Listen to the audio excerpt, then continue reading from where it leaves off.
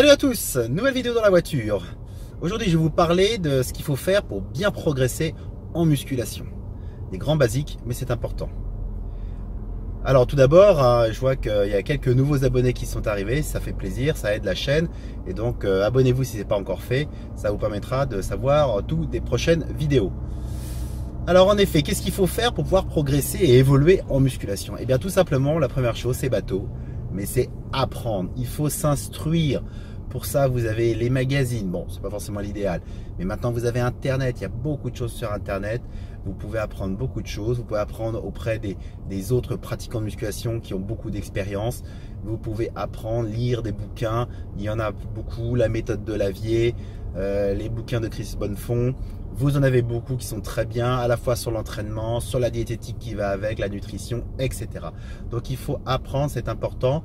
Et c'est d'ailleurs l'objectif de ma chaîne YouTube, c'est aussi de transmettre, pour que les gens puissent apprendre des choses, depuis d'ailleurs le débutant, et puis même quand on est pratiquant chevronné, depuis de nombreuses années, on continue à apprendre. Moi je m'entraîne depuis plus de 20 ans, et je continue tous les ans à apprendre plein de choses, tout particulièrement sur la nutrition, où d'ailleurs les règles changent, de nouvelles informations arrivent, et donc c'est important de faire évoluer ses connaissances. Ça c'est le premier point.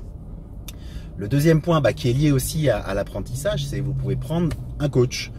Donc il y a des tas de coachs, bon, il y en a des biens et des pas bien. Moi j'ai eu beaucoup de coachs à mes débuts, parce que j'avais besoin d'apprendre, surtout à mes débuts en fait quand j'ai fait de la compétition. C'est vrai qu'avant j'en ai pas eu, peut-être à tort d'ailleurs. Mais c'est vrai que ça n'existait pas beaucoup, Internet n'était pas très développé. Mais en tout cas, prendre des coachs, c'est intéressant. Alors, j'ai pas eu forcément de la réussite avec tous les coachs, mais en tous les cas, il y a eu du bon à prendre avec tous. Ils ont des pratiques, des visions qui peuvent être un peu différentes, des petits tuyaux, des petites choses. Donc à chaque fois, vous prenez de ce qu'il y a de bien, vous avez de l'expérience, etc. avec eux. Et donc c'est toujours intéressant. Et si un jour vous tombez sur le coach qui vous réussit, le coach qui vous a compris, le coach avec qui ça marche, et vous pouvez continuer avec lui. Et puis si un jour vous voulez voler de vos propres ailes, vous pouvez. Alors ensuite, troisième point très important, après avoir appris tout ça, après avoir testé des coachs, etc., ce qu'il faut justement, c'est tester. Il faut faire sa propre expérience. Ça, c'est important. Vous voyez des tas de nouvelles techniques d'entraînement. Vous voyez des avis contraires et différents sur le régime et la nutrition. Vous pouvez, il faut tester.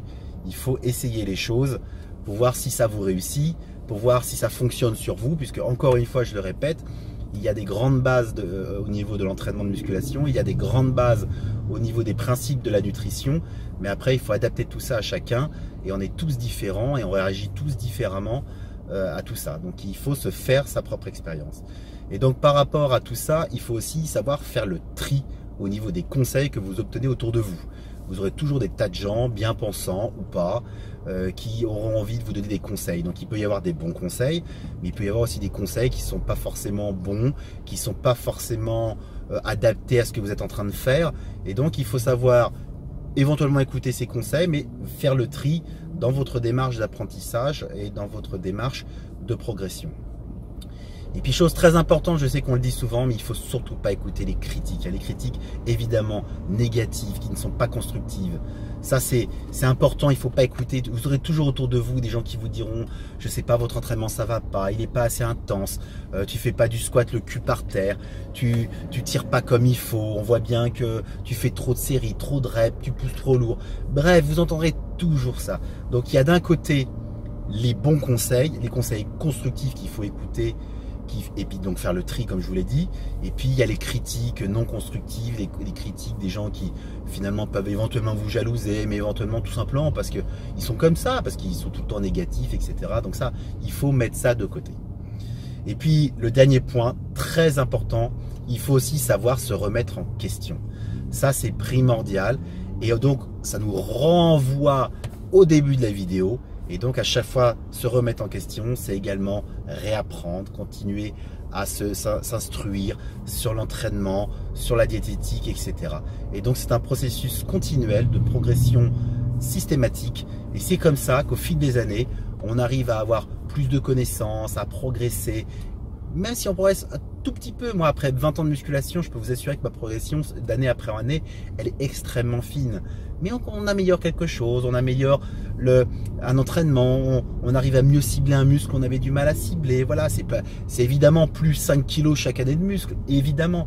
Mais voilà, c'est petite marche par petite marche, on continue à évoluer. Et puis c'est important aussi pour garder la motivation, pour garder une cible, un intérêt dans l'entraînement, de continuer à tester, à pratiquer et à se remettre en question. Voilà, bah écoutez, j'espère que tous ces bons conseils, vous pourrez les appliquer si ce n'est pas déjà fait. Et puis c'est comme ça que vous arriverez à progresser et à apprendre plein de choses pour bien évoluer. Voilà, j'espère que ça vous a plu. N'hésitez pas à liker et puis encore une fois, abonnez-vous à la chaîne. Et puis je vous dis à très bientôt.